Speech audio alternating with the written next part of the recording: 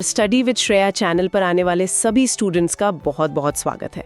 आज का हमारा जो टॉपिक है ना, वो कोई रट्टा मारने वाला इतिहास नहीं है। मतलब आज हमारा उद्देश्य इतिहास को सिर्फ पढ़ना नहीं, बल्कि उसे गहराई से समझना है। तो बिना देर किए अपनी पहली स्लाइड पर चलते हैं।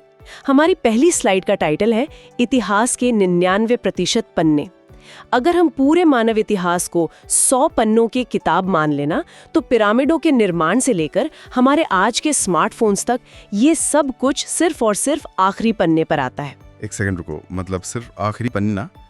तो फिर बाकी के जो 99 पन्ने हैं उनमें क्या है? वही तो इस पूरे टॉपिक की सबसे दिलचस्प बात है।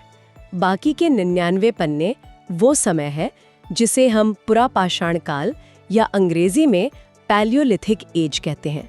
ये वो दौर था जब हम बायोलॉजिकली यानी जैविक रूप से एक इंसान बन रहे थे। तो हमारी स्लाइड का पहला पॉइंट यही है कि ये कालखंड आज से लगभग 26 लाख साल यानी 2.6 मिलियन ईयर्स पहले शुरू हुआ था। बाप रे, 26 लाख साल! मतलब हम अक्सर इतिहास का मतलब राजा महाराजा या फिर बड़े बड़े युद्ध समझते हैं, लेकिन ये तो बहुत ही ज्यादा पुरानी बात हो गई। बिल्कुल। और यहाँ सभी स्टूडेंट्स के लिए एक बहुत ही जरूरी एग्जाम पॉइंट है। सब लोग इसे ध्यान से नोट कर लें। अगर आपके एग्जाम में पूछा जाए कि मानव विकास की सबसे लंबी अवधि या लॉन्गेस्ट फेज कौन सी है, तो उसका सीधा और सटीक जवाब पुरापाषाण काल ही होगा। ये एक सीक्रेट टिप है, इसे हमेशा याद रखना। मैंने नोट कर लिया मैम, पर इतने लंबे समय को, मतलब 26 लाख साल को इतिहासकार बांटते कैसे हैं? ये तो बहुत बड़ा टाइमलाइन है। हाँ, और इसे समझने के लिए मैं एक बहुत ही आसान ट्रिक बताती हूँ, जिसे हम PMN ट्रिक कहते हैं। P से पैलियोलिथिक यानी पुरापाषाण, M से मेसोलिथिक यानी मध्यपाषाण और N से नियोलिथिक यानी नवपाषाण। अच्छा, तो P, M और N, इसमें सबसे लंबा P हो गया, राइट? एकदम सही। और इस सबसे लंबे P यानी पुरापाषाण को भी आगे 3 हिस्सों में बांटा गया है: निम्न, मध्य और उच्च पुरापाषाण काल। इसका आधार ये है कि जैसे जैसे इंसान का दिमाग विकसित हुआ, उसके औजार भी भारी पत्थरों से सूक्ष्म और हल्के होते गए। निम्न काल में औजार बहुत भारी होते थे, क्योंकि तब आइस एज यानी हिमयुग चल रहा था। फिर मध्य काल में औजार थोड़े हल्के हुए और उच्च काल आते आते जब होमो सेपियंस आ गए, तो औजार ब्लेड जैसे हो गए। समझ गया। जब हम इन शुरुआती औजारों के बारे में पढ़ते हैं, तो मैंने देखा है 3 शब्द बहुत आते हैं: वॉटेकास्म, जिसे पेबल कहते हैं, फिर कोर और फ्लेक। ये एग्जैक्टली क्या होता है? इसे ऐसे समझो कि नदियां जब पत्थरों को अपने बहाव से गोल और चिकना कर देती हैं, तो वो प्राकृतिक पत्थर पेबल कहलाते हैं। आदि मानव ने सबसे पहले इन्हीं गोल पत्थरों को चुना। अब इंसान ने जिस मुख्य पत्थर को चुना, वो बन गया कोर। और जब उस कोर पर वार करके एक धारदार टुकड़ा निकाला गया, तो उसे फ्लेक कहते हैं। तो अगर मैं इसे विजुलाइज करूं, तो क्या ये वैसा ही है जैसे हम एक बड़े तरबूज को काटते हैं? मतलब वो पूरा गोल तरबूज हमारा कोर हो गया, और जो पतली सी स्लाइस हम काट कर निकालते हैं वो फ्लेक हो गई?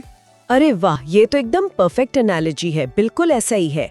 गोल प्राकृतिक पत्थर पेबल है, इंसान ने जिसे चुना वो कोर है, और वो कटी हुई स्लाइस फ्लेक है। अब एक सवाल सोचो, क्या नदी के उस गोल प्राकृतिक पत्थर और इंसान के बनाए औजार में कोई फर्क है? आकार तो शायद प्राकृतिक ही है, पर मुझे लगता है कि उसे चुनकर किसी खास काम के लिए इस्तेमाल करना, ये इंसान के दिमाग का कमाल है। एग्जैक्टली। आकार तो प्रकृति ने दिया, लेकिन उसका जो चयन था और जो उपयोग था, वो मानवीय था। और यहीं से हम अपनी दूसरी स्लाइड पर आते हैं, जो है भारत की प्रमुख संस्कृतियां और औजारों का क्रमिक विकास। अगर हम भारत के उत्तरी हिस्से की बात करें, विशेषकर पंजाब की सोहन नदी घाटी की, तो वहां हमें चापर और चॉपिंग औजार मिलते हैं। चापर और चॉपिंग मतलब चॉप करने वाले, जैसे चॉपिंग बोर्ड पर करते हैं? हाँ, कुछ वैसा ही। चापर वो भारी पत्थर थे जिनमें सिर्फ एक तरफ धार होती थी, और चॉपिंग में दोनों तरफ धार बनाई जाती थी। इनका मुख्य काम था जानवरों की भारी हड्डियां तोड़कर मज्जा या बोन मैरो निकालना। लेकिन अगर हम दक्षिण भारत की तरफ जाएं, तो कहानी बिल्कुल बदल जाती है। अच्छा, वहाँ क्या अलग था? दक्षिण भारत में मद्रास संस्कृति विकसित हुई और वहाँ अतिरम्पक्कम नाम की जगह पर पहला हस्त कुठार यानी हैंडेक्स मिला। ये एशुलियन तकनीक का हिस्सा था। एक मिनट, हैंड एक्स तो ठीक है, पर बिना किसी लकड़ी के हैंडल के कुल्हाड़ी कैसे काम करती थी? मतलब सिर्फ पत्थर से ताकत कैसे लगेगी? यही तो आदि मानव की एर्गोनॉमिक्स की समझ थी। उस हस्त कुठार का निचला हिस्सा जानबूझकर भारी और गोल रखा जाता था ताकि वो हथेली में एकदम फिट हो जाए और फिसले नहीं। उसे सीधा मुट्ठी में पकड़कर हाथ के वजन के साथ वार करते थे। और हाँ, यहाँ एक और एग्जाम पॉइंट नोट कर लो।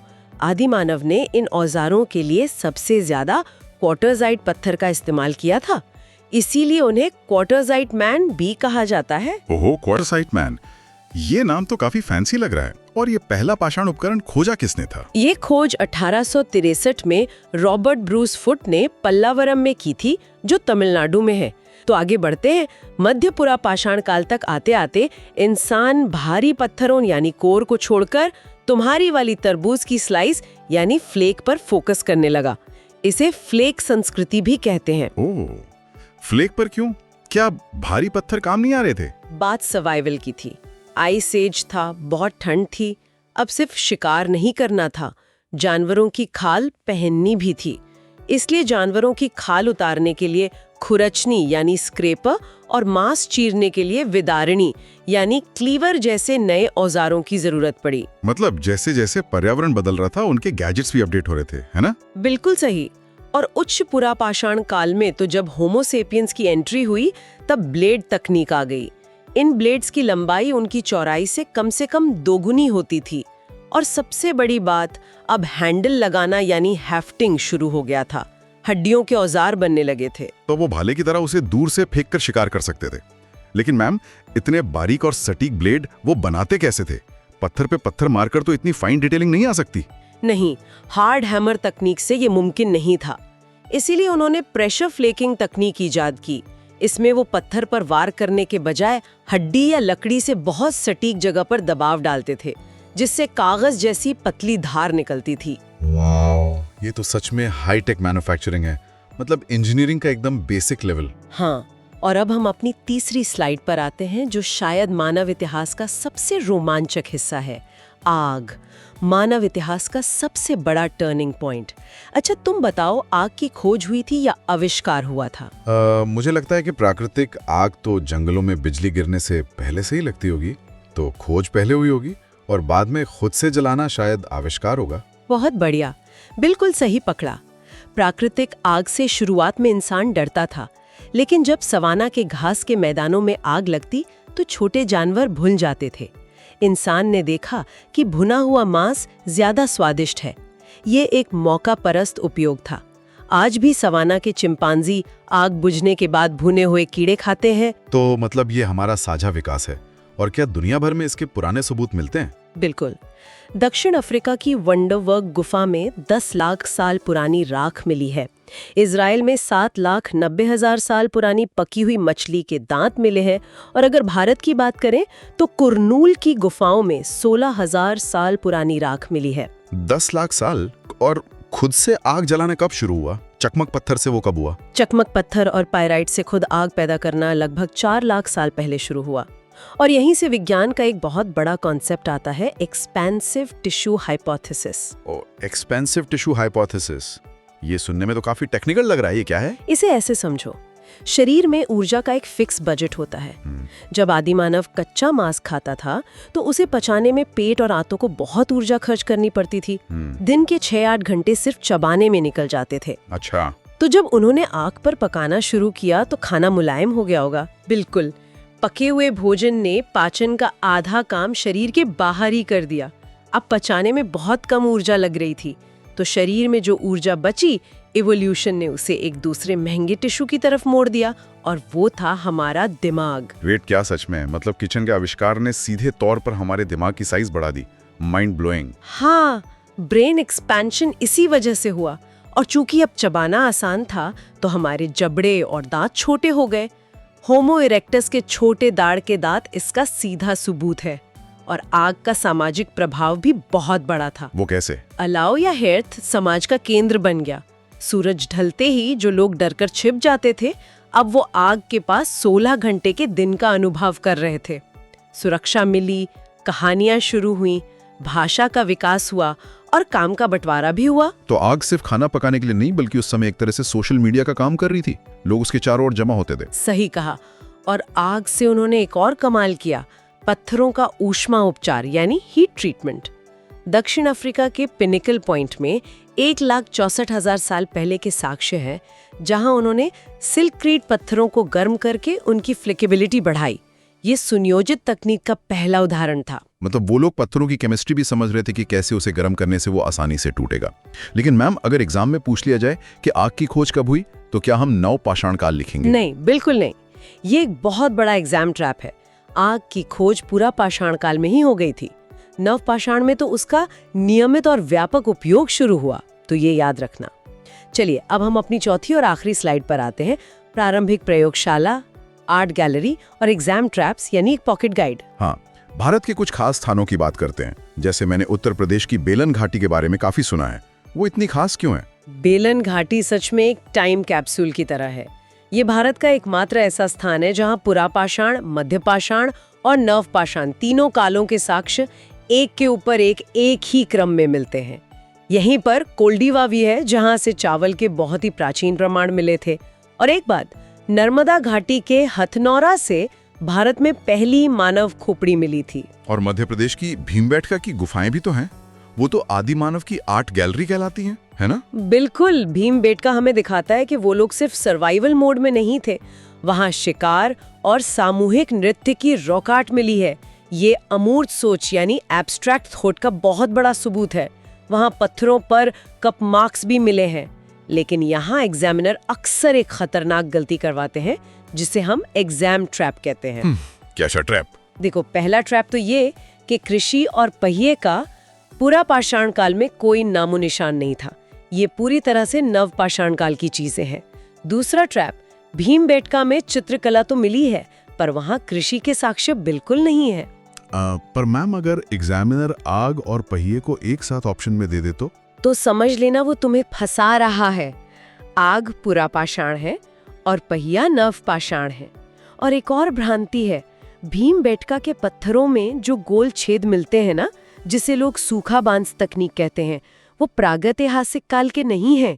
वो बहुत बाद के मध्यकालीन भारत के हैं। अच्छा, तो मतलब हर निशान जो पत्थर पर है वो पाषाण काल का नहीं होता। ये तो सच में एक बहुत ही काम की पॉकेट गाइड हो गई। हाँ, और इस पूरी औजारों की यात्रा को याद रखने के लिए एक PFB ट्रिक याद रखना। P से पेबल, F से फ्लेक और B से ब्लेड। मतलब भारी गोल पत्थर से शुरू होकर हल्के और नुकीले औजारों तक का सफर। तो चलो अब एक छोटा सा रैप अप क्विज हो जाए। तैयार हो? बिल्कुल मैम, पूछिए, मैं रेडी हूँ। तो पहला सवाल, कोल्डियावा किस लिए प्रसिद्ध है? चावल के सबसे पुराने साक्ष्यों के लिए। और ये बेलन घाटी में है। एकदम सही। दूसरा सवाल, प्रेशर फ्लेकिंग तकनीक से कैसे औजार बनते थे? सूक्ष्म और बहुत नुकीले औजार। और ये हार्ड हैमर की जगह लकड़ी या हड्डी से सटीक दबाव डालकर बनाए जाते थे। परफेक्ट। और तीसरा, हीट ट्रीटमेंट के पुराने साक्ष्य कहाँ से मिले? वो दक्षिण अफ्रीका के पिनेकल पॉइंट से मिले थे, जहाँ सिल्करेट पत्थरों को गर्म किया गया था। बहुत बढ़िया।